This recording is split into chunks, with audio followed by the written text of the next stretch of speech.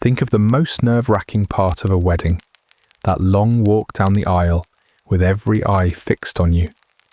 Now imagine that aisle doesn't stop at the altar.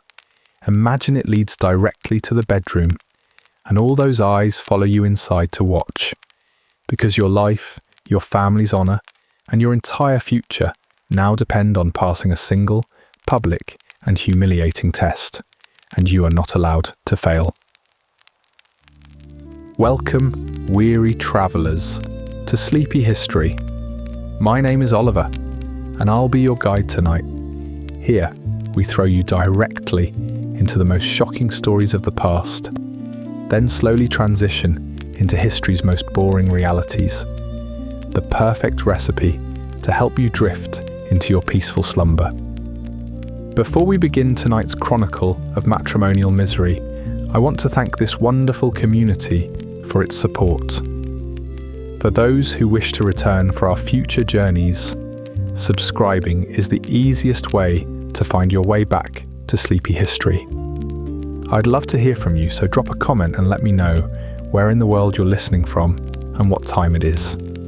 It's a joy seeing who's choosing to spend their evening with our global community of history lovers.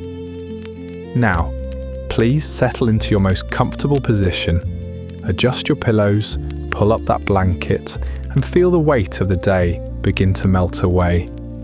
Take your deepest breath and slowly exhale. There is nothing left to do, nowhere else to be. There is only the sound of my voice.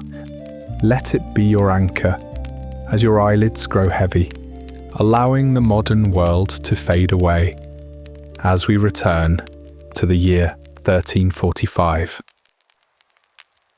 Chapter 1. The Dowry and the Deal. Let's be clear, this whole marriage thing has absolutely nothing to do with love. Love is a dangerous, radical concept, about as useful in this transaction as a smartphone would be. No, this is about assets and consolidation. Your father, a man whose hands are permanently stained with dirt and disappointment, has been negotiating this merger for months. You, of course, are the primary asset being liquidated. The groom-to-be, a boy named Thomas from the next village over, is less of a romantic prospect and more of a strategic partner.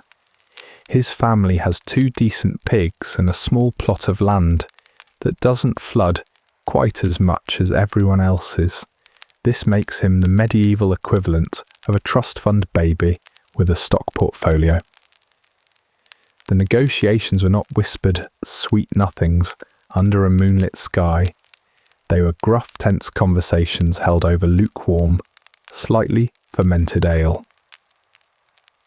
Your dowry, the price of your transfer, consists of 1 scrawny cow, 6 chickens of questionable egg-laying ability, and a wool blanket that has been in your family for 3 generations and smells like all of them. It's not much, but it's enough. You overheard the final agreement being struck last week. Your father sealed the deal with a firm handshake and a grunt. And just like that, your future was signed away. There was no engagement ring, no bended knee, no tearful proposal. It was a business deal, pure and simple, and you weren't even invited to the meeting. You are a line item in an inventory, a piece of living collateral meant to secure an alliance between 2 families struggling to keep their heads above the mud. The most romantic part of the whole affair was that no one actively spat on the ground when the terms were agreed upon. Chapter 2. The Pre-Wedding Jitters, Medieval Edition. Your wedding preparations are a masterclass in making a bad situation worse. Forget spa days and bridal showers. Your big day prep involves a bath. This isn't the luxurious steaming sanctuary you might be picturing, filled with bubbles and fragrant oils. This is a wooden tub, dragged into the centre of the hut, filled with water that were heated over the fire, bucket by painstaking bucket. It's lukewarm at best, and by the time you get in, it's already starting to feel chilly. The soap is a harsh block made from animal fat and ash, which smells faintly of bacon and despair. It leaves your skin feeling tight and scoured, but technically cleaner. You wash your hair with a mix of lime and salt, a concoction that feels suspiciously like a science experiment gone wrong. Then there's the dress. It's not a white gown of satin and lace. It is, simply, your best dress. A coarse woolen tunic in a dull earthy brown, the same one you wear to feast days and funerals. It's been brushed clean of any obvious dirt, and your mother spent an entire evening painstakingly mending a tear near the hem. This is the height of bridal fashion. To complete the look, you get to wear your hair down, a rare treat maybe, with a small wreath of whatever wildflowers weren't eaten by the goats. But this small freedom is overshadowed by the crushing anxiety. This isn't the excited flutter of butterflies. This is the cold, heavy dread of the unknown. You've seen Thomas maybe 3 times in your entire life, and each time from a distance of at least 20 feet. You know he has all his teeth, which is a significant plus, but that's the extent of your knowledge. Your mother, in a rare moment of attempted tenderness, gives you some advice. It's not about love or partnership. It's practical, grim instruction on how to be a good, obedient wife and not bring shame upon the family. It's a pep talk designed not to inspire, but to ensure you understand the terms of your recent acquisition. The jitters you feel aren't about the wedding. They're about the complete and utter surrender of your life to a stranger. You aren't just getting a husband. You're becoming a piece of property with new ownership. Chapter 3. The ceremony. Standing room only. The journey to the church is not a stately procession in a horse-drawn carriage. It's a short, muddy walk, with your father gripping your arm just a little too tightly, as if you might make a run for it. You wouldn't, of course. Where would you go? The concept of running away is a luxury for people with options. You have no options. You have a path, and it leads directly to the church porch. That's right, the porch. Forget any grand ideas of walking down a majestic aisle, flanked by towering stone pillars and stained glass windows filtering heavenly light. That's for the nobility, for you. The wedding ceremony, the actual legal bit, happens right at the door. It's a public spectacle by design, a legal announcement to the entire community that this piece of property, that's you, is now officially under new management. The whole village has turned out to watch, and not because they're overcome with joy for your union. They're here because it's the most exciting thing to happen all season. This is their blockbuster movie, their reality TV finale, and their live sporting event all rolled into one. There's no admission fee, and the drama is, as always, free. You stand there on the uneven stone steps, Thomas beside you, a boy you still barely know. He smells faintly of hay and anxiety. The priest, Father Michael, stands before you, his robes having seen better decades, and his breath carrying the distinct malty aroma of morning ale. He looks bored, utterly, profoundly bored. He's running through the Latin writers with the enthusiasm of someone reading the terms and conditions on a software update. You don't understand most of the words, but you get the gist. It's a litany of your duties and obligations. Your role is to obey to serve, and to be fruitful. Thomas's role is, well, to be your husband. The expectations are not exactly balanced. There are no heartfelt, personally written vows here. The script is pre-written, ancient, and has all the romantic flair of a tax audit. The crowd is the worst part. You can feel their eyes on you.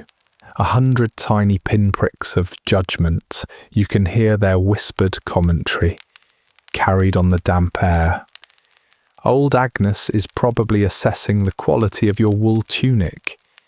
Young Geoffrey is likely placing bets with his friends on how many children you'll have before you lose your teeth. You can feel the collective gaze of the community, and it is heavy and unforgiving. There's no social media in 1345, but this is the analogue equivalent. One misstep, one nervous tremble, and it will be the village gossip for a month. You are trending, and not in a good way. You're trying to focus on the priest's droning voice, but your senses are overwhelmed by the reality of the situation. The air is thick with the smell of wet wool, damp earth, and unwashed humanity. A dog barks in the distance, and somewhere nearby, a baby starts to cry. This is the soundtrack to the first day of the rest of your life. There is no string quartet, no curated playlist of meaningful songs. There is only the organic, unfiltered, and deeply unromantic sound of medieval village life. Then comes the exchange of consent. The priest asks you, in plain language you can actually understand, if you take this man to be your husband. This is it, dinner, the big moment. You're supposed to say, I will. You open your mouth, and a pathetic little squeak comes out. A few of the village boys snicker. Your father's grip on your arm tightens to a bruising pressure. You take a breath, feeling a hot flush of shame creep up your neck, and manage to croak out the words. Thomas does the same, his voice a low mumble. And that's it, you're married. A priest mumbled some words, you both grunted in agreement, and now you are legally bound together until death, which, to be fair, could come a lot sooner than you'd think. If you're lucky, there's a ring. It's not a delicate band of gold topped with a glittering diamond, a family heirloom passed down with love. It's a crude ring of pewter or bronze, thick and functional. It feels heavy and foreign on your finger. It is not a symbol of eternal love. It is a mark of the transaction, a receipt, proof of purchase. As Thomas clumsily shoves it onto your finger, his hands rough and calloused, you look past him at the sea of faces. None of them are smiling with warmth. They are watching with an invasive, hungry curiosity. They are waiting for the next part of the show, the feast, and then the part everyone is really interested in, the bedding. There is no gentle recessional, no joyous tossing of rice or rose petals. The ceremony ends. The priest gives a final perfunctory blessing, and the crowd surges forward, sweeping you along in a wave of noise and bodies toward the promise of free ale and a meagre meal. The privacy of your own thoughts is the only sanctuary you have, and even that feels invaded, trampled by the sheer, overwhelming publicness of it all. You look down at the clunky ring on your hand, and you feel a cold, hard knot of dread in the pit of your stomach. The legalities are over. The true ordeal is about to begin. Chapter 4. The Wedding Feast, a culinary minefield. The feast is not held in a grand, vaulted hall with long tables draped in fine linen.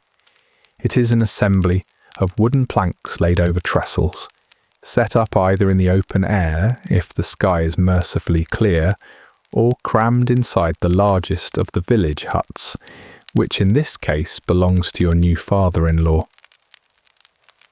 The space is thick with smoke from the central hearth, a haze that stings the eyes and catches in the throat. Dozens of bodies are squeezed onto rough-hewn benches, shoulder to shoulder, generating a humid, human heat that mingles with the smell of wood smoke, spilled ale, and roasting meat. The noise is a dull roar, a cacophony of loud talk, laughter, and the occasional argument breaking out on the periphery. This is a celebration, medieval style, which means it's loud, crowded, and everyone is trying to get their share before it's gone. You are given the seat of honour, a small patch of bench next to Thomas, your new husband. The silence between you is a tangible thing, a small, awkward bubble in the midst of the surrounding chaos. You have exchanged maybe a dozen words in your entire life, and now you are bound together. There are no easy pleasantries, no shared jokes to break the tension. You both stare intently at the wooden trenches in front of you, as if they hold the secrets to the universe. His mother sits on his other side, a stern woman with a face that looks like it was carved from a block of hard cheese. Her eyes dart towards you every few moments, her gaze analytical. She's not looking at you as a new daughter. She's inspecting a new piece of farm equipment. She's assessing your worth, your posture, your ability to contribute to the family's survival. It is a heavy, silent judgment that makes the smoky air feel even harder to breathe. Then comes the food. By the standards of the day, this is a lavish spread. By the standards of anyone with a working refrigerator and a grocery store, it's a culinary obstacle course. The centerpiece is one of the groom's family's pigs, roasted on a spit. The sight of it, glistening with fat, brings a murmur of appreciation from the crowd. It is a profound display of wealth. Beside it sits the ever-present pottage, a thick, murky stew of root vegetables, grains, and whatever bits of meat were available. It has a familiar earthy smell, the scent of sustenance itself. There are loaves of coarse, dark bread, dense and heavy in the stomach. It's the kind of bread you have to chew with serious commitment. To wash it all down, there are buckets of ale, cloudy and yeasty, the social lubricant for the entire affair. As a guest of honour, you are served first. A slab of pork is carved and slid onto your trencher, a thick slice of bread that serves as your plate. You eat with your hands and a small knife.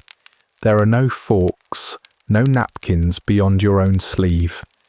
You tear off a piece of the greasy meat, trying to eat slowly, gracefully, acutely aware of the eyes of your new mother-in-law upon you.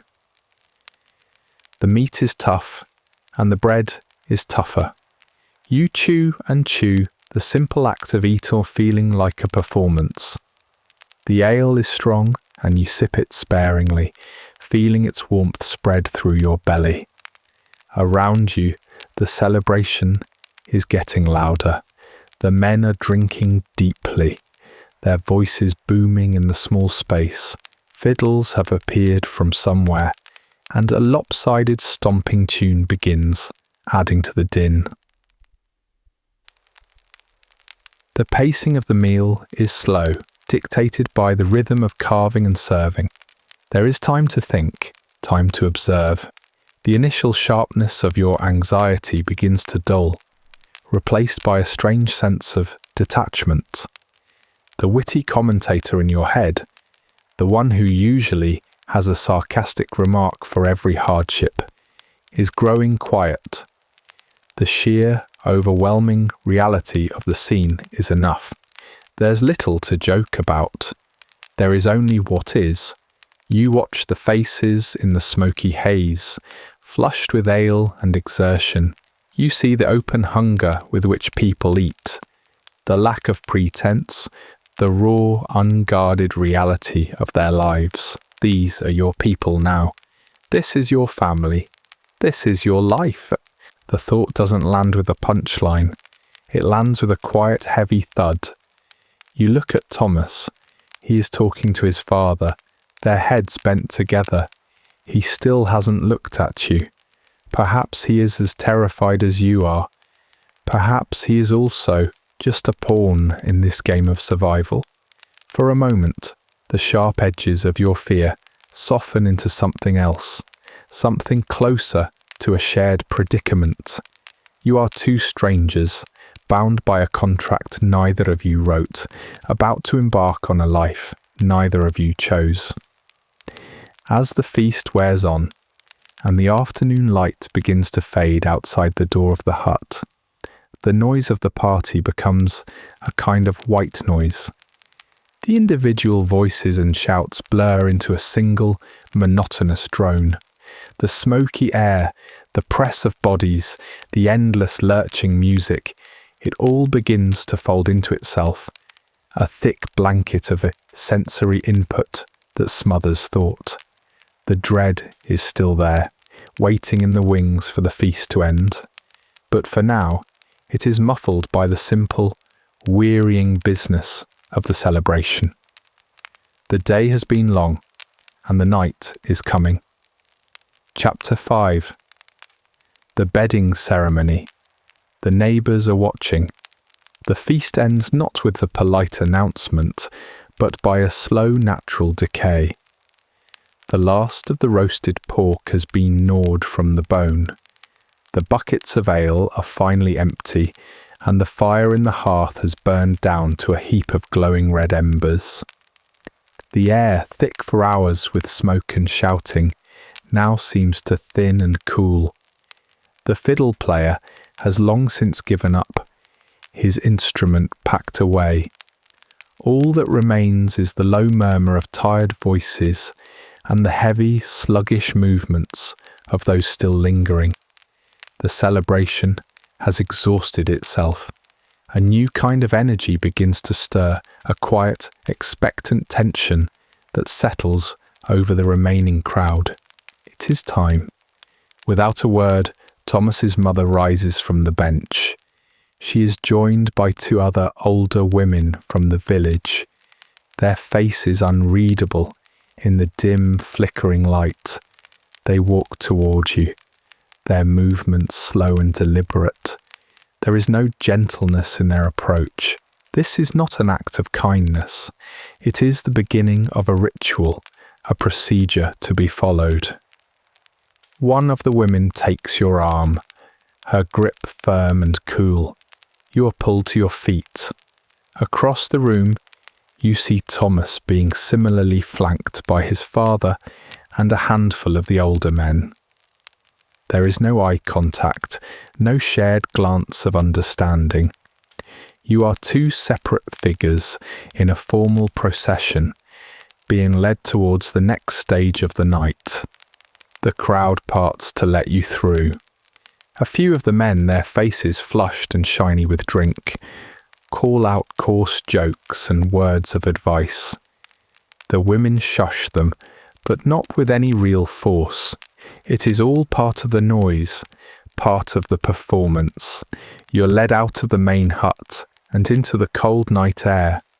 The darkness is a brief relief, but it is not empty. The procession follows. A shuffling, murmuring group of shadows, their footsteps crunching on the hard, dry earth. They escort you to a small chamber adjoining the main room, a space that is to be yours. The room is small and cold. The air is still and smells of dust and dry straw. A single tallow candle sputters on a small wooden chest, casting long dancing shadows that make the small space seem to move. In the centre of the room is the bed. It is not a grand or inviting object. It is a simple wooden frame, dark with age. The mattress is a thick sack, a palliasse stuffed with straw. You can see the lumps and hollows of it even beneath the thin linen sheet that covers it.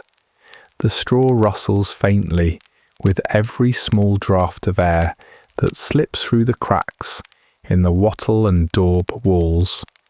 A single heavy wool blanket, woven in a pattern of dark earthy stripes, is folded neatly at its base. This is the marital bed. It is the focal point of the room, the focal point of the entire day. The women lead you to the side of the bed. The men bring Thomas to the other. The small room is now crowded, filled with the same faces from the feast, their eyes all fixed on the two of you. The ritual of disrobing begins. The women's hands are not gentle. They work efficiently, unlacing the ties of your tunic, their fingers rough and chapped. The garment is pulled over your head, and the cold air of the room washes over your skin, raising goosebumps. You are left in your thin chemise, a simple linen shift. Across the bed, the men are doing the same to Thomas, their movements accompanied by low rumbling laughter. There is no privacy here. There is no intimacy. You are a doll being undressed, an object being prepared. You stare at a crack in the wall, focusing on the rough texture of the dried mud and straw, a small fixed point in a world that feels unsteady. The priest pushes his way through the small crowd. He holds a small sprig of rosemary, which he dips into a bowl of water and flicks over the bed. He murmurs a Latin blessing, the words lost in the low chatter of the room. The holy water spatters on the linen sheet, leaving small dark circles that will be cold to the touch. The blessing is not for you or for Thomas. It is for the bed itself. It is to make the union fruitful, to ensure the continuation of the family line, to sanctify the function of the furniture. Then the women guide you to lay down on the straw mattress. The rustling sound is loud in the quiet room. The straw pricks at you through the thin linen of your chemise and the sheet. It is not comfortable. The men guide Thomas to lay down beside you. A space of cool air separates your bodies. You can feel the warmth radiating from him, the heat of a stranger. You both lie there stiffly, staring up at the thatched roof above. A final cup of spiced wine is passed to each of you, a last part of the ceremony. The crowd watches you drink, and then finally they begin to leave. They file out of the room one by one, their shadows stretching and retreating in the candlelight. The door, made of thick, heavy wood, is pulled shut. A heavy bar is dropped into place on the outside, a sound of finality. You are alone, but you are not. The voices of the crowd can still be heard just outside the door, a low, expectant murmur. They're waiting, listening, and in the small, cold room, in the scratchy, unwelcoming bed, you lie in the darkness and the silence, waiting too. Chapter 6. The wedding night, an awkward silence.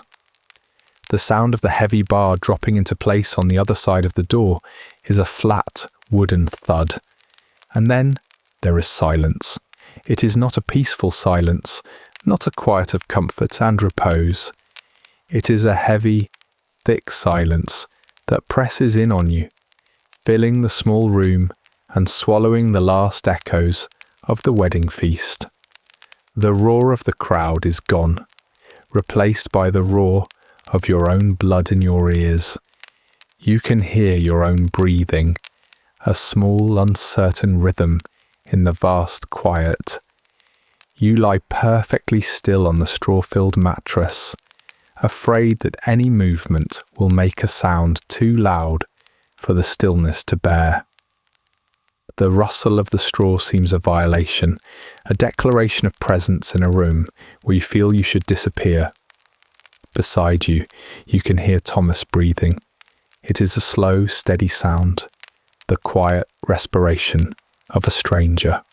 In and out, a simple, living noise that only serves to amplify the strangeness of it all.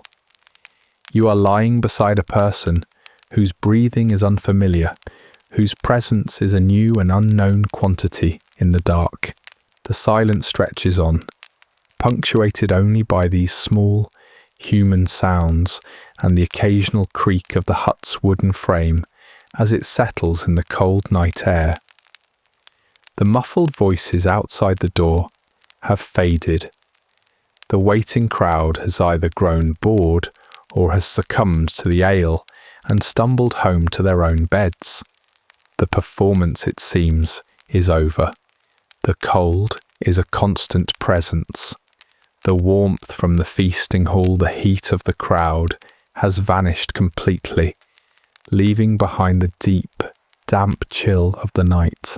The thin linen of your chemise is no protection against it. The air touches your arms, your face, your neck, a cool and persistent caress.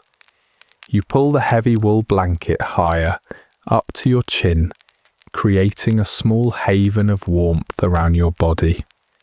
But the warmth is temporary, a fragile defense against the cold that seeps in from the floor, through the thin mattress and down from the thatched roof.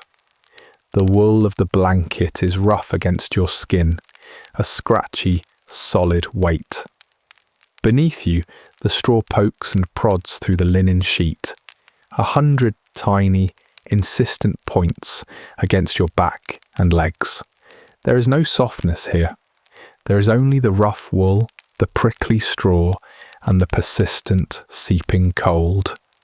You open your eyes in the darkness, but there is little to see.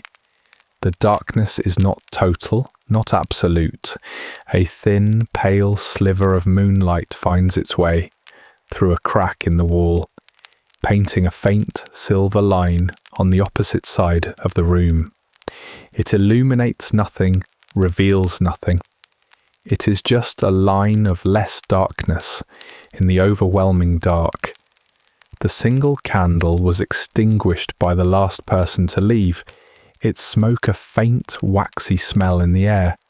The room is a collection of shapes, of darker shadows against the blackness.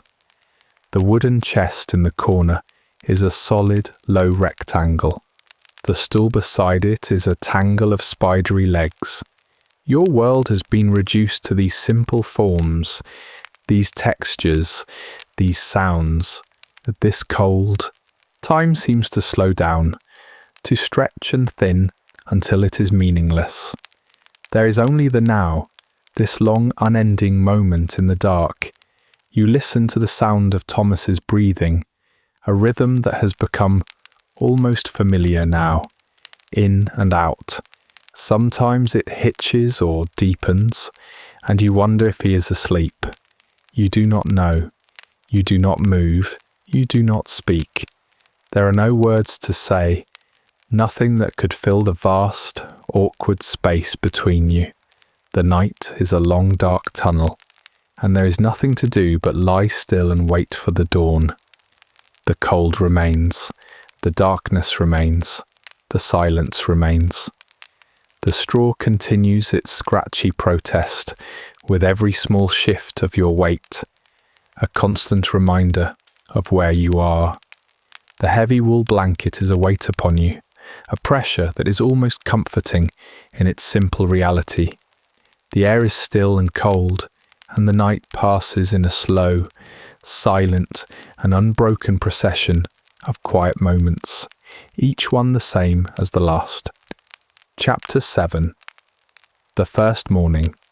The dawn of a new drudgery. Dawn does not arrive with a sudden burst of light, but as a slow, gradual dilution of the darkness. The black of the room softens to a deep grey. The silver line of moonlight on the wall fades and disappears, replaced by a pale, indistinct light that seeps through the hut's single small window opening. A space covered not by glass but by a thin oiled piece of linen that glows with the coming of the day. The air grows colder, a deep chill that signals the approach of morning. The sounds of the world return slowly.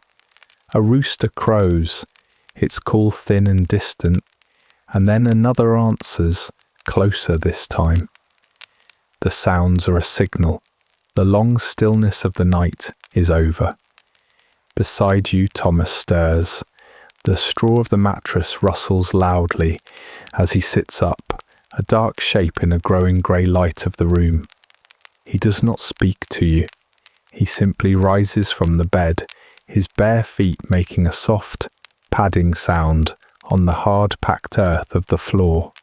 He pulls on his tunic and breeches, simple movements in the dim light. He opens the door, lifting the heavy bar, and steps outside into the dawn, leaving you alone in the room. The expectation is clear. The day has begun, and with it, your work. Your life as a wife has started.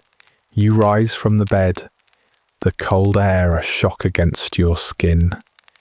The warmth you had gathered under the blanket through the night vanishes instantly. You pull on your own tunic, the same coarse brown garment from the day before. There is no wardrobe of clothes to choose from, no variety. There is only the functional, the necessary. The room looks smaller, plainer in the daylight. You see the dust motes dancing in the pale light from the window. You see the stray pieces of straw scattered on the floor. You see the stark simplicity of your new home.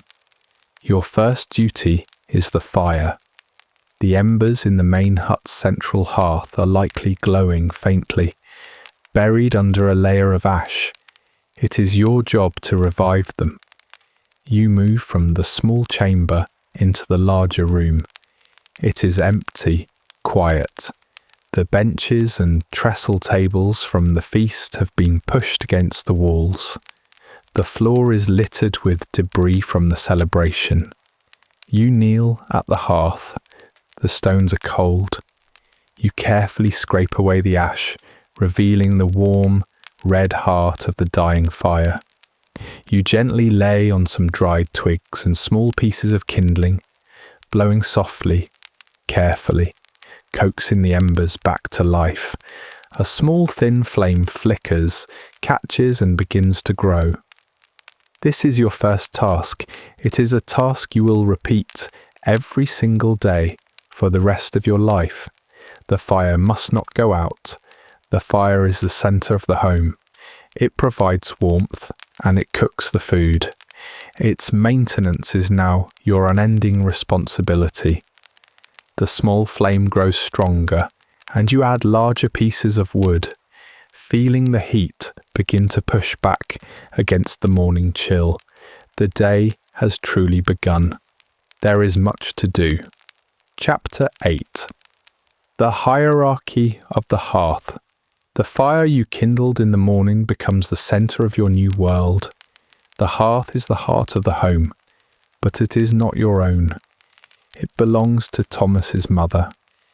Her name is Isabel, but she is never addressed with such familiarity. She is the matriarch, the silent ruler of this small smoky kingdom, and her authority is absolute. She does not need to raise her voice. Her presence is enough. She moves through the single-room hut with a quiet, purposeful economy, her eyes missing nothing. Every task you perform is under her watchful gaze. When you stir the pottage, she observes the motion of the spoon. When you sweep the floor with the twig broom, she notes the corners you might have missed.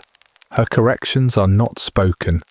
They come in the form of a quiet gesture, a pointed finger, or most often, she will simply take the tool from your hands and perform the task herself, a silent, damning demonstration of your inadequacy. There is no praise for a job done well, only the absence of correction. This absence becomes the goal, a small pocket of peace in a day filled with the potential for missteps. You learn the unspoken rules of the household through this silent tutelage. You learn which stool is hers, that you must wait for the men to take their share of the food before you eat, that the mending basket must never be left empty overnight. Your days fall into a rhythm dictated by need and by her silent commands. The list of your duties is unwritten but branded into the routine of each day. The fire must be tended, it must be fed with wood, its embers must be banked at night and revived in the cold grey of the dawn. The water must be fetched. The large wooden barrel near the door must be kept full, a task that requires multiple trips to the village well, a journey that tires the arms and aches the back. The grain must be ground. Using the heavy stone quern in the corner of the hut, you must grind the day's flour, a task of pushing and turning, a circular, repetitive motion that seems to go on for hours, producing only a small pile of coarse grey meal. The pottage must be prepared. The great black pot that hangs over the fire is never empty. It is a perpetual stew. Each day you must add to it, chopping root vegetables from the small garden plot, adding a handful of grains, stirring the thick, bubbling contents until your arm aches. The smell of the simmering stew fills the hut, a constant, earthy perfume. The chickens must be fed, their eggs collected. The small garden plot must be weeded. The endless, patient work of pulling up intrusive green shoots to protect the precious crops of onions, leeks and carrots. The clothes must be mended. The basket of rough spun tunics and breeches is never empty. There is always a tear to be stitched, a seam to be reinforced. You sit in the dim light of the doorway, your needle rising and falling, the coarse thread pulling through the coarse fabric, stitch by stitch. This is the hierarchy of the hearth. The men work in the fields, their lives dictated by the seasons and the sun. The women work in the hut, their lives dictated by the fire, the pot, and the silent authority of the woman who rules them. Chapter 9. The Weight of the Water Pail. The wooden water barrel inside the hut is low. The water level has fallen below the halfway mark, and this is unacceptable. The water is life. It is for drinking, for cooking the pottage, for washing. The barrel must be full, and so the task falls to you. You take the heavy wooden yoke that rests by the door, letting it settle across your shoulders. It is a solid, unyielding piece of wood, smoothed by years of use, but still hard against the bones of your shoulders and neck. You attach the two empty pails, their iron hoops rattling with a hollow metallic sound. The pails are empty, but they're not light. The weight of the oak staves and iron bands is a familiar burden even before the journey begins. You step out of the hut and into the day. The path to the village well is not long, but it is not easy. The ground is uneven, a mixture of hard-packed earth and loose, sharp stones. Near the doorways of the huts the ground is soft and muddy, a place where wastewater is thrown. You walk carefully, your bare feet accustomed to the feel of the path, but still wary of a misplaced step on a sharp edge of flint. The sky above is a flat, uniform grey, the clouds a seamless blanket from one horizon to the other. The air is cool and still. you pass other huts. Their walls a rough tapestry of woven branches and mud. Smoke rises from the smoke holes in their thatched roofs, thin grey plumes that rise straight up into the still air. The world is a study in brown and grey. The earth is brown, the wood of the huts is brown, the smoke is grey, the sky is grey. The well stands in a small open space between the huts. It is a low cylinder of field stones, dark with moss and damp.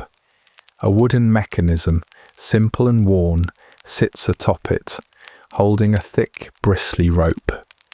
The air around the well is cooler, and it smells of wet stone and deep, clean earth. You unhook one of the pails from your yoke and tie it to the rope. You let it drop into the darkness of the well shaft.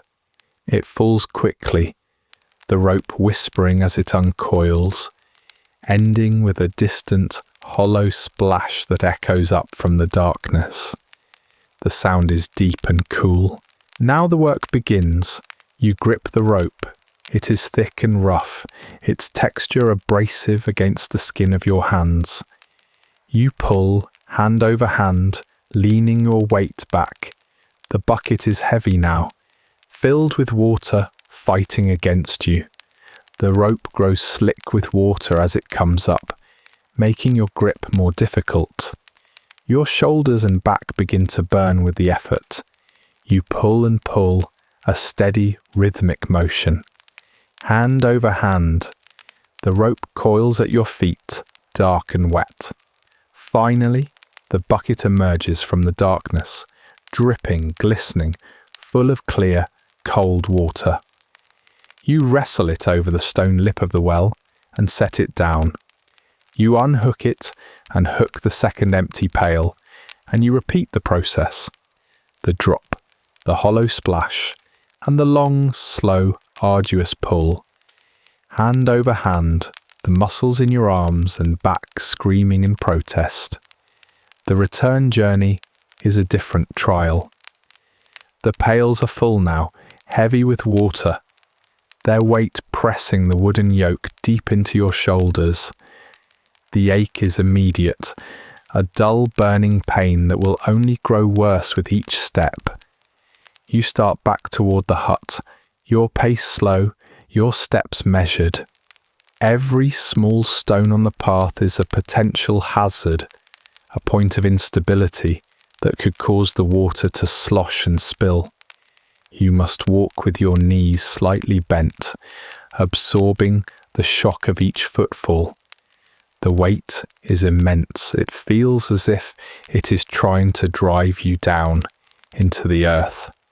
You focus on the path just ahead of your feet, on maintaining the rhythm of your steps. The huts you pass seem farther apart now. The distance back to your own door seems to have doubled. The ache in your shoulders is no longer a dull burn. It is a sharp, insistent fire. The muscles in your arms tremble with the strain of keeping the pail steady.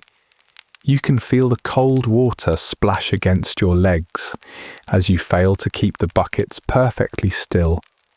That is precious water, lost. You clench your jaw and keep walking, one step and then the next. The weight of the yoke, the weight of the water, the weight of the task, it is all there is. Finally you reach the door of your hut. You shuffle inside, your body crying out for relief, and carefully, trying not to spill any more, you tip the water from the pails into the large barrel. The sound is a welcome gurgle. But the barrel is not yet full, and you know, as you stand there, your shoulders screaming, your arms trembling, that you must turn around and make the journey again. Chapter 10. The never-ending mending. As the daylight begins to fade, when the light is too poor for outdoor work, but too precious to waste entirely, you find yourself seated on a low stool by the hut's single doorway. This is the hour for mending. The cool evening air drifts inside, carrying the scent of wood smoke and the damp earth. Your back is hunched against the chill, your shoulders curved forward as you lean into the fading light, your eyes straining to see the fine details of your work. The mending basket sits at your feet, a constant, silent reproach. It is never empty. To look inside the basket is to see a catalogue of the family's life, a collection of textiles in various states of decay. There is a heavy wool tunic belonging to your father-in-law, its elbows worn so thin you can see the light through the fabric.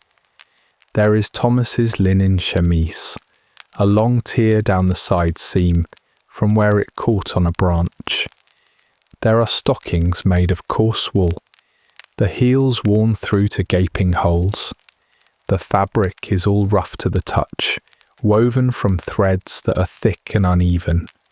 The colours are all muted shades of brown and grey, and undyed cream. This is the fabric of your life. The tools for this endless task are few and precious. There is a single needle, made of iron, its point still sharp, but its surface pitted with faint spots of rust.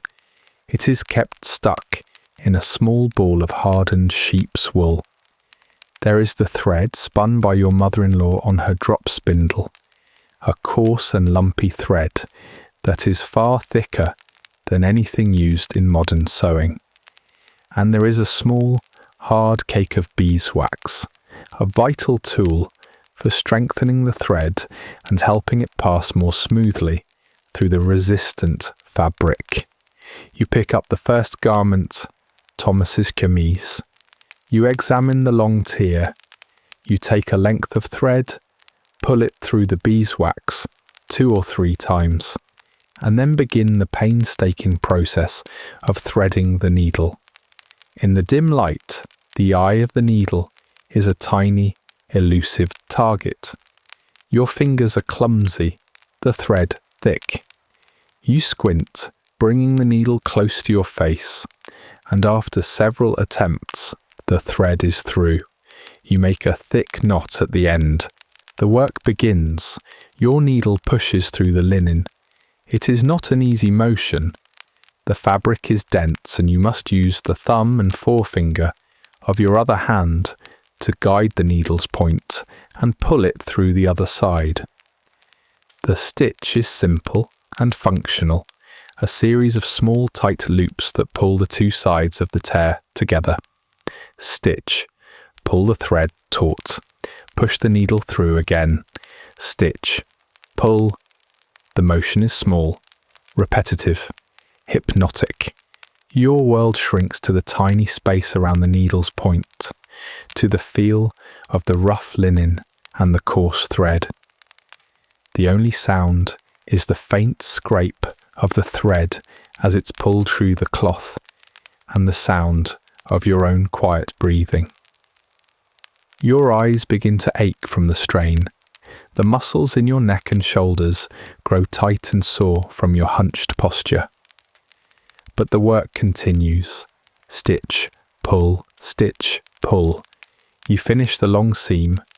Your stitch is a thick, raised scar on the fabric. It is not beautiful work. It is not decorative. It is functional. It will hold. You knot the thread, bite it off with your teeth, and place the mended chemise on the floor beside you. You reach into the basket. Your fingers find the next piece, a woolen stocking. There is a large hole in the heel. You hold it up to the last of the light. You take another length of thread, wax it, and begin the slow process of threading the needle once more. The basket is still half full. The light is almost gone. The work is never done. Chapter 11. The burden of bread. The process of making bread is a ritual of labour that spans the entire day, a cycle of effort that begins and ends with the ache in your muscles. It begins not with flour, but with grain.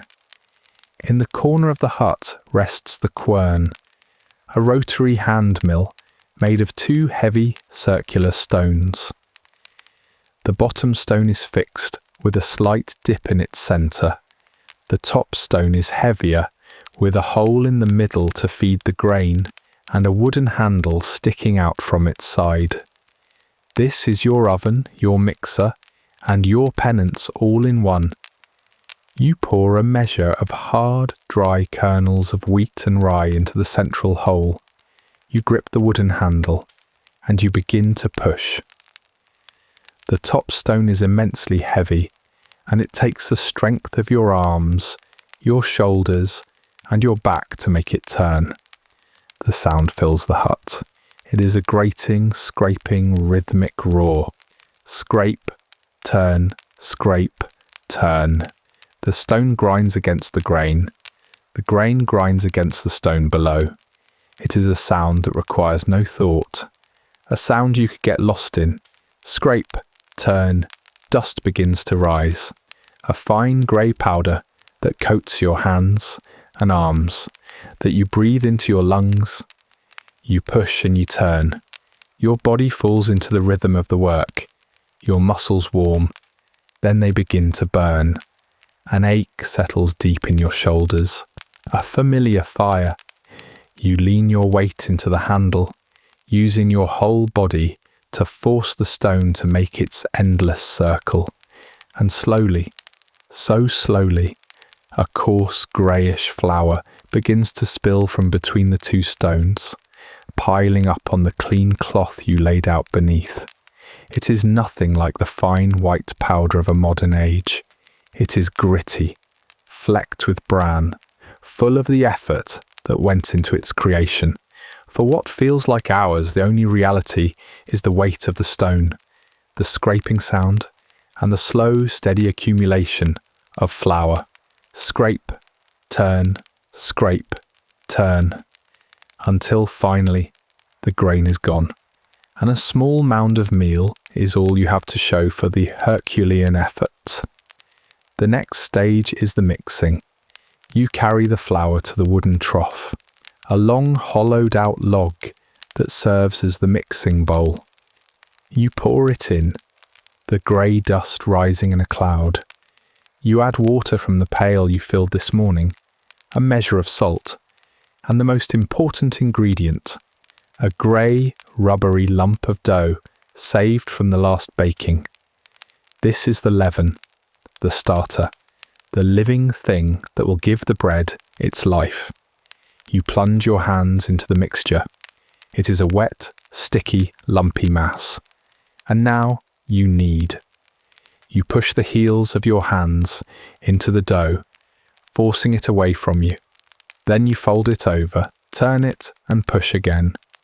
Push, fold, turn, push, fold, turn.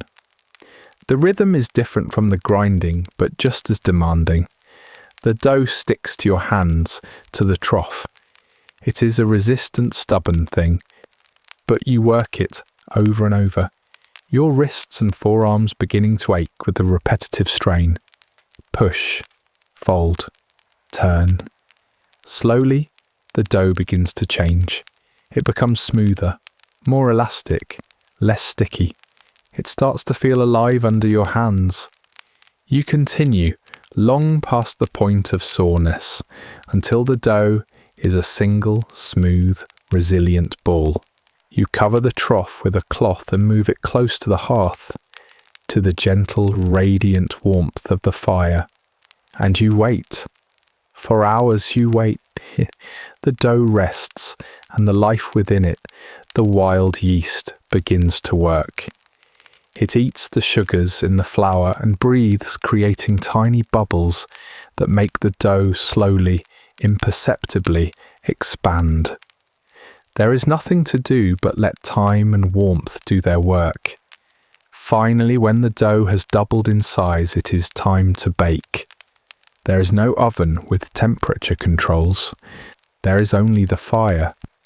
You might place the dough in a heavy iron pot with a lid and bury the pot in the hot embers at the edge of the hearth, or you might flatten it into a round and lay it on a large, flat stone that has been heating in the fire for an hour.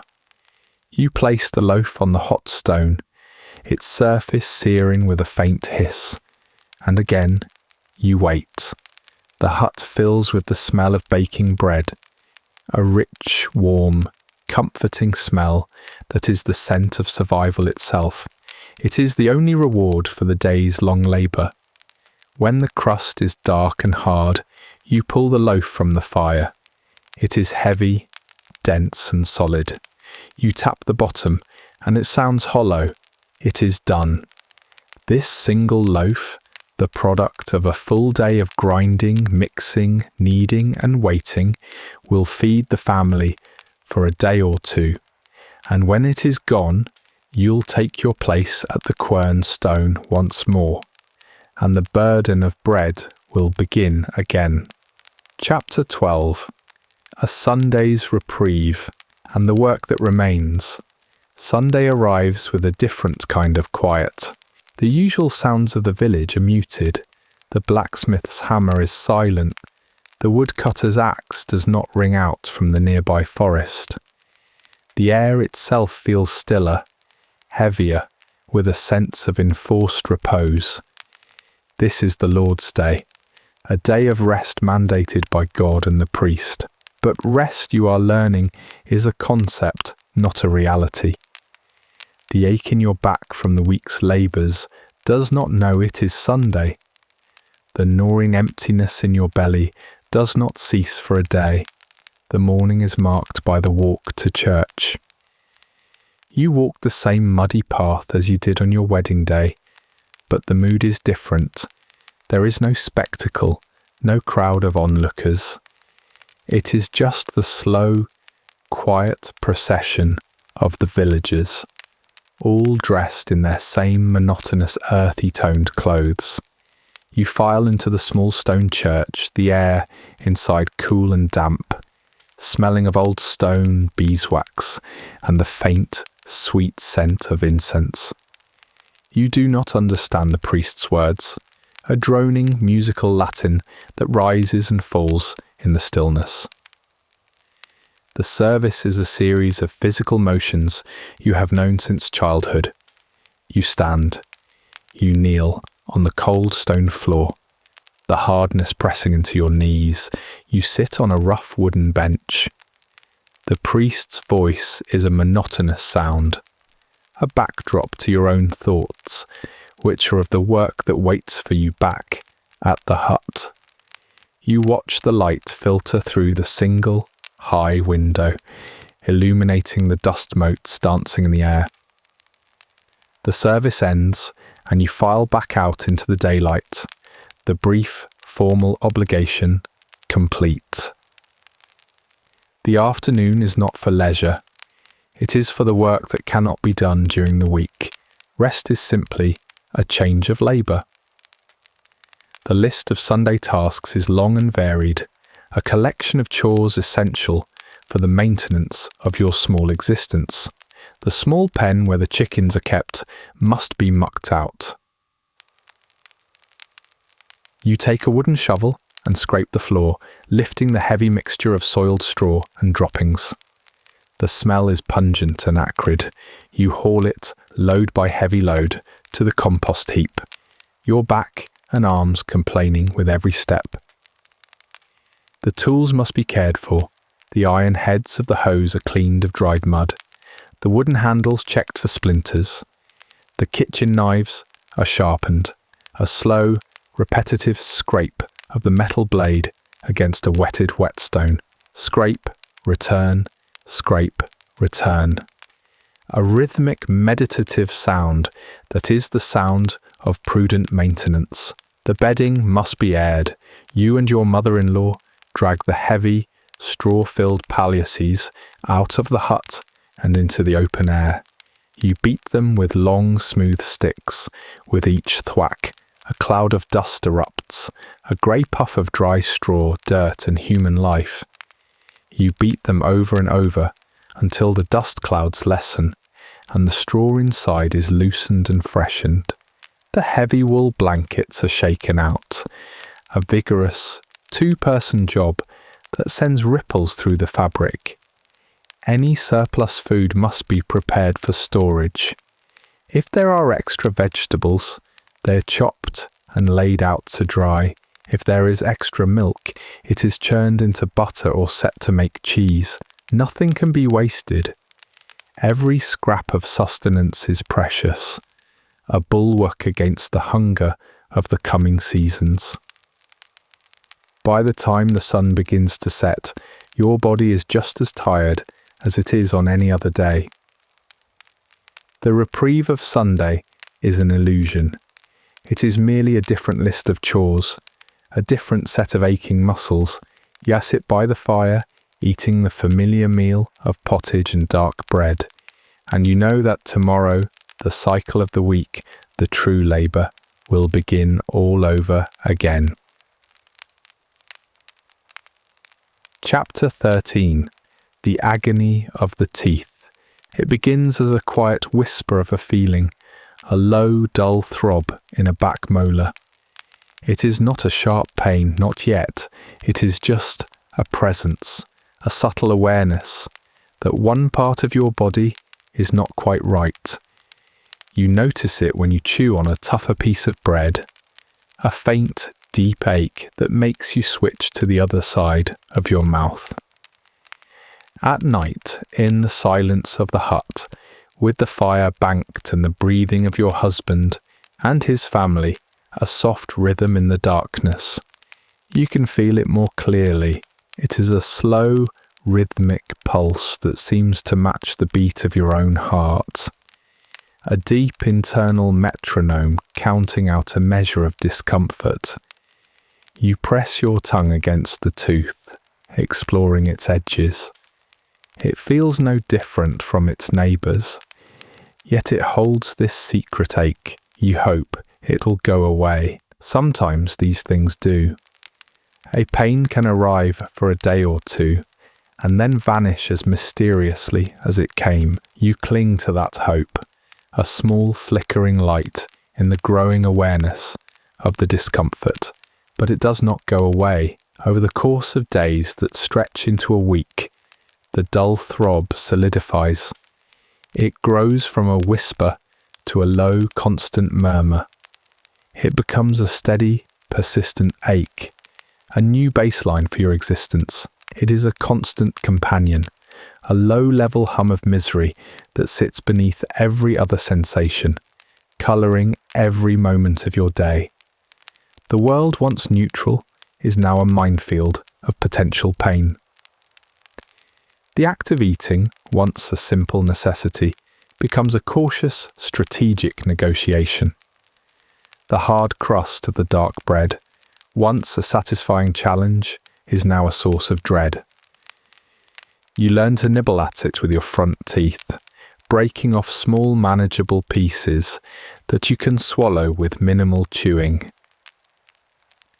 The cold water from the well, once a refreshing relief after a long task, now sends a sharp, jangling shock through your jaw, a flash of white-hot agony that makes you gasp. A spoonful of the perpetually simmering pottage, if too hot, makes the tooth sing with a deep, searing protest. You learn to wait, to let your food cool, to sip water slowly, to live in a world of tepid temperatures and soft textures. There is no real remedy. There is no one to see, no medicine to take. There are only the old ways, the small futile gestures made against the rising tide of pain, rituals of hope against hope. You take a mouthful of water and add a pinch of precious salt, swishing the mixture around your mouth until your cheeks ache. The sharp sting of the salt provides a momentary, clean-feeling distraction, a brief illusion of antiseptic power. But within minutes of spitting it out, the deep, familiar ache returns, a faithful dog coming back to its master. Your mother-in-law, noticing your careful chewing and the way you hold your jaw, gives you a dried clove from her small wooden box of treasures. Its scent is spicy and exotic. You press the small hard bud against the sore gum, tucking it between your tooth and your cheek. The spicy, numbing oil seeps out, and a blessed relief spreads through the area. The ache vanishes, replaced by a tingling numbness. It is a small miracle. A half hour of peace where you can almost forget the trouble in your mouth, but the clove's magic is finite. The numbness fades and the ache washes back in, sometimes feeling even stronger than before, as if angered by the brief reprieve. The contrast makes the returning pain feel even more acute. You try holding cool water in your mouth again, letting it bathe the tooth. The relief is immediate and profound, a sudden silencing of the insistent thrum. But you cannot hold it there forever. The moment you swallow, the warmth of your own body rushes back into the vacuum, and the throbbing returns with a vengeance, a dull hammer resuming its slow, steady beat against the nerve. This cycle of ache, brief relief, and return in ache becomes its own form of monotonous torture. The pain begins to colonize your life. It is hard to focus on your chores when the side of your face is a constant, nagging misery. Grinding the grain at the quern stone becomes a new trial. The jarring, scraping motion seems to travel up your arms, through your shoulders, and settle directly in your jaw, making the tooth pulse with every turn. Mending in the dim light is harder, as the strain of focusing your eyes seems to amplify the pain, as if all your body's complaints are connected by invisible threads. Sleep offers little escape. You lie on the straw mattress, turning your head from side to side, trying to find a position that does not put pressure on your jaw. But the ache is internal. It is louder in the absolute quiet of the night, a solitary torment in the darkness. It throbs behind your ear. It radiates up towards your eye. It is a living thing, a malevolent presence coiled in the root of your tooth. There is no good outcome. You know this. You have seen it in others in the village. Either the tooth will, by some miracle of its own accord, cease its protest and settle into a sullen, quiet dormancy, or the pain will grow. It will swell until it is an all-consuming fire, a white-hot agony that makes a person mad with suffering, unable to eat, unable to sleep, able to do nothing but rock back and forth, holding their swollen face. And then there is only one solution. Not a doctor, not a dentist, but the village blacksmith. The same man who shoes the horses and mends the ploughs. He has a pair of rusty pliers, a strong arm, and no particular concern for your comfort. The thought of it, the image of his forge-blackened hands, the cold iron in your mouth, the sound of the root cracking is a cold dread that is almost worse than the pain itself. And so you live with the ache, you live with the throb, and the hope, and the dread. You chew on the other side of your mouth, you avoid water that is too cold, and you pray to any saint who might be listening that tomorrow the quiet whisper of pain will not become a full-throated scream. Chapter 14. The burden of clothing. Your clothes are a second skin, but one that offers no comfort. The concept of a wardrobe, of choices, of fabrics selected for softness or style, is a fantasy as distant and strange as the surface of the moon. You own two outfits, and they are nearly identical. A long, shapeless undergarment, the chemise made of coarse, scratchy linen. Over that, you wear a tunic, a simple T-shaped garment made of heavy, greasy wool. That is all. It is your daily wear, your formal wear, your workwear, and your sleepwear. The burden begins with the texture. The linen of your chemise is not the soft, smooth fabric of a modern garment. It is rough, woven from uneven flax fibres, and it chafes. It rubs against your skin with every movement, a constant, low-level source of irritation. The seams are thick and bulky, pressing into your shoulders and under your arms. After a long day of work, lifting and carrying, your skin is red and raw in these places. The wool of the outer tunic is even worse. It is heavy, thick, and oily with lanolin, the natural grease of the sheep. This oiliness provides some protection against the rain, making the water bead up and run off, but it also makes the garment feel perpetually damp and heavy, and it carries the faint, musky scent of livestock. The wool is itchy. It is an active, insistent itch that you can never be free of. 1,000 tiny needles pricking at your arms and torso all day long. Cleanliness is a constant losing battle. There is no simple way to wash these garments. The process is a laborious, once-a-season affair, involving harsh lye soap, a great deal of scrubbing in cold water, and days of drying time.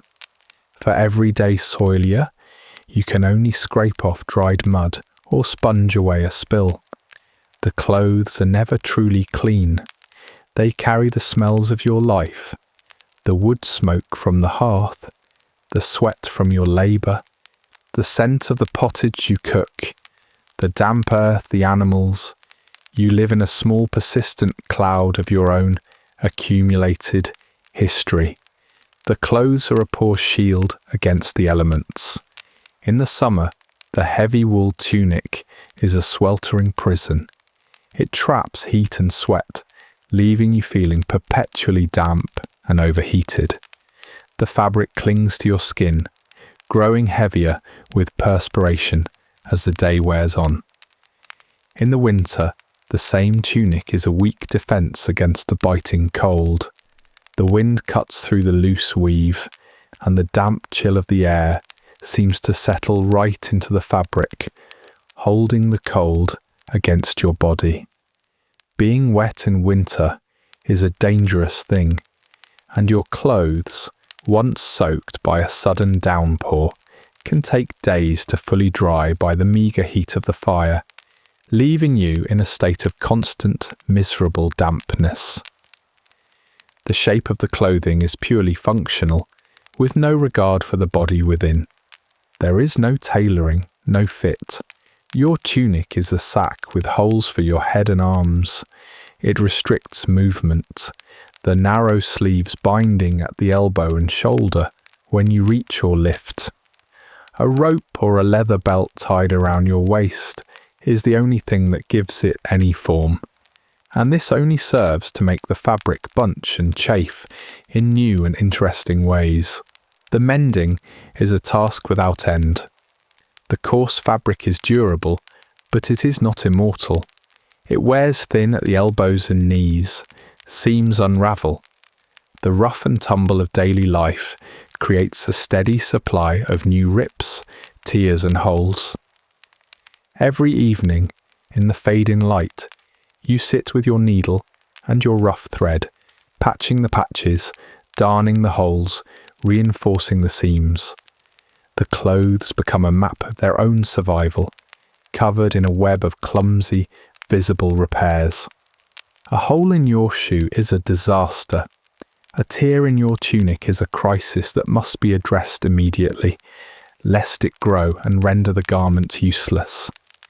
The constant state of disrepair and the endless need for maintenance is a quiet, wearing weight on your mind. Your clothing is not a source of pride or comfort. It is a constant, nagging responsibility, another part of the endless, grinding work of survival. Chapter 15. The Village Market. Once a week, the village pretends to be a town. An open space at the centre of the cluster of huts, normally empty, save for chickens and children, transforms into the market. It is not a place of vibrant energy or exotic goods. It is a slow, quiet, and deeply serious affair, a ritual of necessity. You go there not with excitement, but with a heavy sense of purpose, carrying the few things your household can spare, in the hope of trading for the few things you desperately need. The air of the market is a thick soup of smells. There is the damp, earthy scent of root vegetables, turnips, carrots and onions piled in wicker baskets. There is the sharp, tangy smell of the cheesemaker's stall, where hard, pale wheels of cheese sit sweating in the cool air.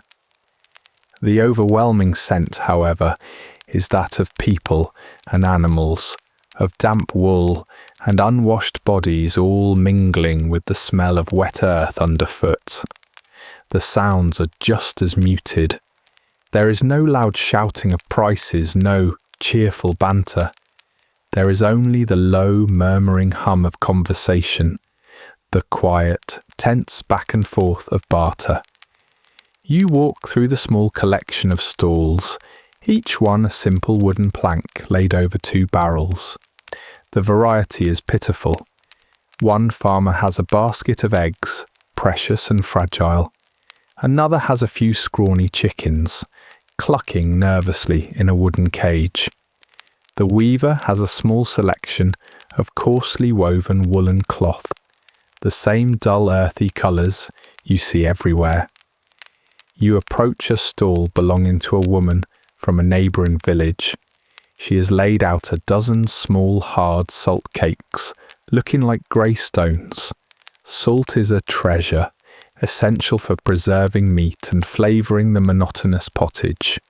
Your currency is not coin, it is the surplus of your own labour.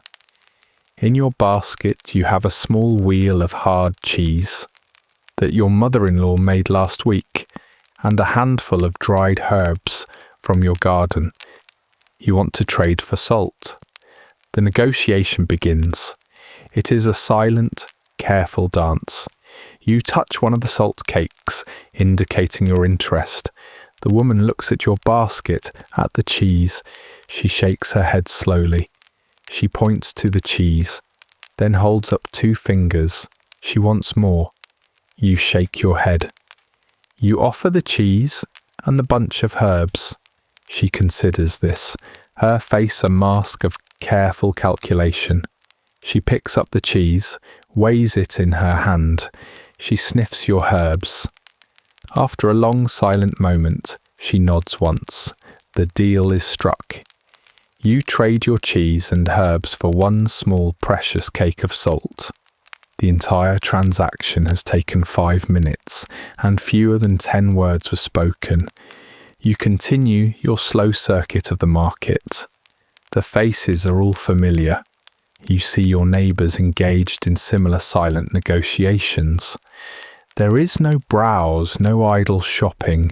Every interaction is fraught with the weight of need. A family's comfort, even their survival, can depend on making a good trade.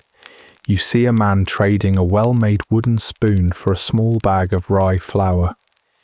You see a woman trading a mended linen shirt for a slab of bacon. Each exchange is a small vital victory in the war against scarcity. The experience is not social. It is a deeply personal and often anxious task. You are acutely aware of what you lack and of the meagre value of what you have to offer. The market is a stark reminder of the narrow margins of your life. After an hour of this slow, careful negotiation, you have made your trades. You have a cake of salt, a small leather pouch of dried peas, and a new handle for a cooking pot. Your own basket is empty. The walk home is slow, your mind already turning to how these new acquisitions will be used, how they will be rationed, how long they must last. The market fades behind you, its low hum disappearing as you return to the quiet of your own hut. The brief, anxious ritual complete for another week. Chapter 16. Hygiene and Illness. The concept of hygiene, as you would understand it, does not exist. There is no understanding of germs, no theory of contagion beyond vague notions of bad air or divine displeasure.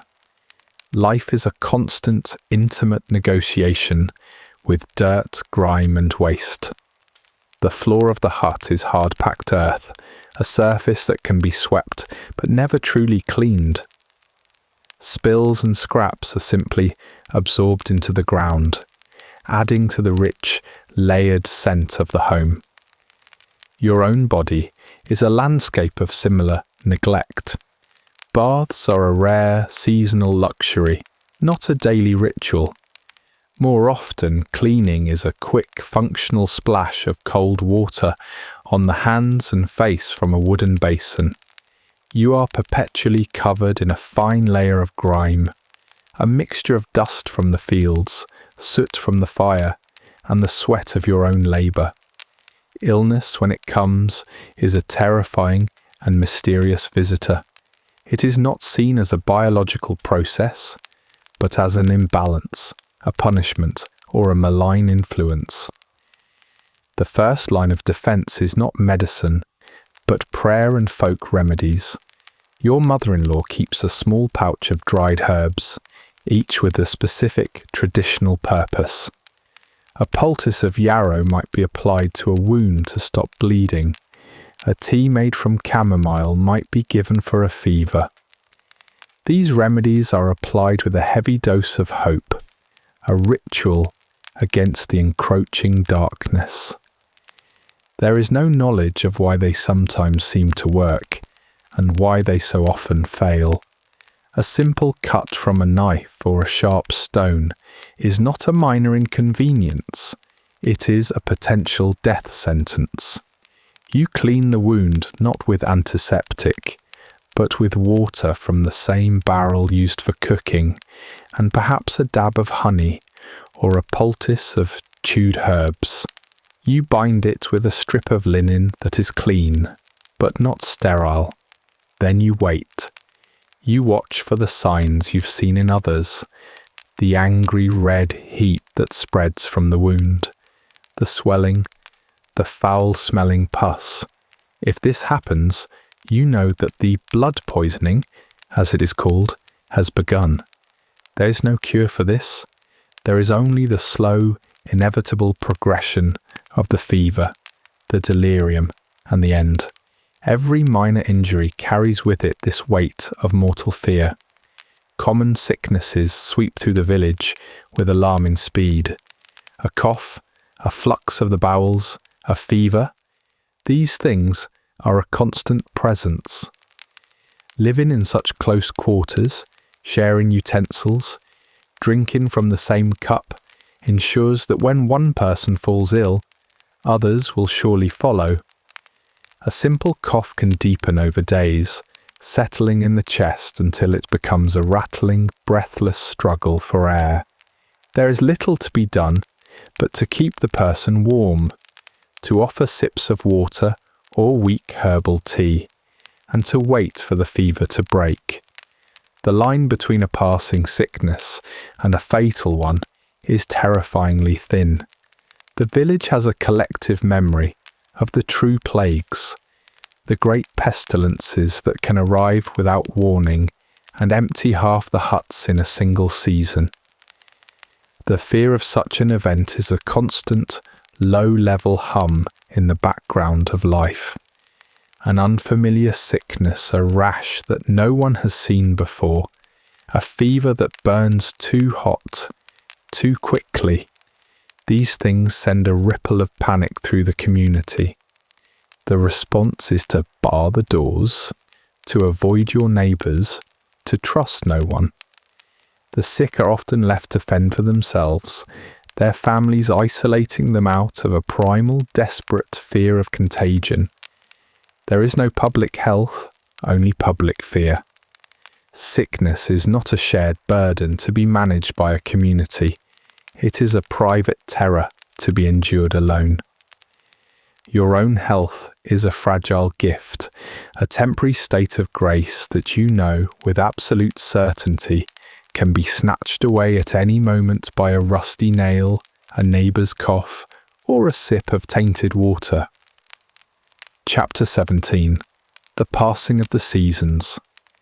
The days blur into one another, each one a copy of the last, a cycle of waking, working, eating and sleeping. The passage of time is not marked by a calendar on the wall, but by the slow, grand turning of the world outside the hut. The sun, the sky, the earth, they are the clock by which you live, a clock whose hands move with imperceptible slowness. The seasons change, and with them the nature of your labour. Spring arrives not as a gentle awakening, but as a muddy, sodden mess. The winter's ice thaws and the frozen ground turns to a thick, clinging mire. The world is a sea of brown mud. It sucks at your feet with every step. It cakes the hem of your tunic. It is tracked into the hut no matter how carefully you walk. The air is perpetually damp, a chill that seeps into your bones and makes the wool of your clothes feel heavy and wet. This is the season of planting. In the fields, you walk behind Thomas, dropping seeds into the furrows he digs. It is back-breaking work, bent over from dawn until dusk, your fingers numb with cold, your back a landscape of constant, burning aches. The rain falls, a cold, persistent drizzle that turns the fields into an even greater swamp. And still you work. Summer follows, and the mud dries to a hard, cracked dust. The sun, once a distant, watery orb, is now a relentless, blazing tyrant. The days are long, stretching from the earliest light to the latest dusk, and every hour is filled with labour. The fields, once bare earth, are now a sea of green. There is endless weeding to be done, another task that requires you to be bent over, pulling intruder plants from the soil under the hot sun. Then comes the haymaking, the rhythmic swing of the scythe, the sweet smell of cut grass and the endless gathering and stacking. And then the harvest, the crescendo of the year's work, the cutting of the grain, the binding of the sheaves, the hauling of the bounty back to the village. The work is relentless, fueled by the knowledge that this is the food that must last you the entire year. The heat is oppressive, the thirst is constant, and the sweat runs into your eyes, stinging them. Autumn is a season of frantic preservation. The air grows cooler, the sunlight takes on a golden, slanted quality, and the nights begin to draw in. The last of the harvest is gathered, the apples from the scraggly trees, the roots from the garden, the nuts from the forest. The animals that will not be kept over winter are slaughtered, and the hut fills with the grim metallic smell of blood and the urgent work of butchery. Your days are a blur of chopping, salting, smoking, and storing. Meat is packed in barrels of salt. Fish is hung in the smoky rafters. Vegetables are buried in sand-lined pits. Every action is a race against the coming cold, a desperate attempt to build a fortress of sustenance against the lean months ahead. The smell of wood smoke is thick in the air now, a constant reminder that winter is near. And then winter descends. It comes with a biting wind and a sky the colour of iron. The cold is the new enemy, a foe that can never be truly defeated. The fire in the hearth is the only source of warmth, and you huddle near it, but your back remains cold. The nights are impossibly long, the days short and grey, the world outside the hut is frozen and still. This is the season of indoor work, the endless mending, the sharpening of tools, the spinning of thread, the weaving of cloth. It is a time of confinement, of living in the smoky, cramped space with the same few people, day after day. It is a time of hunger, as the winter stores are carefully rationed, and your belly is never truly full. The cold, the dark, and the hunger are the three constant companions of winter. You endure, and then one day you notice the icicles on the eaves of the hut are dripping.